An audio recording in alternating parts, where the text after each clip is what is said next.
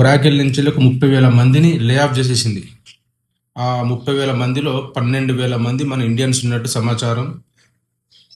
వాళ్ళు జాబ్ వచ్చిన రోజు నుంచి వెళ్ళి జాబ్ ఎండ్ అయ్యే వరకు వాళ్ళు సంపాదిస్తున్న ప్రతి రూపాయిలో ఒక 30 పైసలు గవర్నమెంట్కి డైరెక్ట్గా ట్యాక్స్ పే చేస్తారు. అది కాకుండా ఇండైరెక్ట్ ట్యాక్స్ అని చెప్పేసి ఒక 10-20% ఇండైరెక్ట్ ట్యాక్సెస్ కింద గవర్నమెంట్కి పే చేస్తుంటారు. కానీ వాళ్ళు ఇప్పుడు రోడ్డు మీద పడ్డప్పుడు వాళ్ళకి ప్రభుత్వం కానీ ఇంకేదైనా సంస్థలు కానీ వాళ్ళకి ఏదైనా చేదుడు వాదుడుగా ఉన్నాయంటే దేర్ ఇస్ నథింగ్.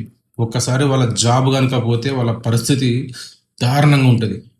అలా జాబ్ పేరు మీద అనేక లోన్లు తీసుకుంటారు.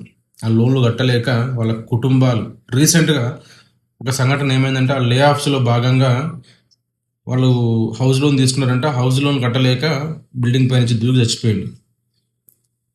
తన భార్య కూడా ఇంట్లో ఊరేసుకుని చచ్చిపోయింది. సో ఇట్లాంటి సంఘటనలు రేపటి రోజున రాబోయే రోజులలో దారుణంగా ఉంటాయి. సో కాబట్టి ఐటీ ఎంప్లాయీస్, ప్రైవేట్ ఎంప్లాయీస్ చాలా కేర్ఫుల్గా ఉండాలి.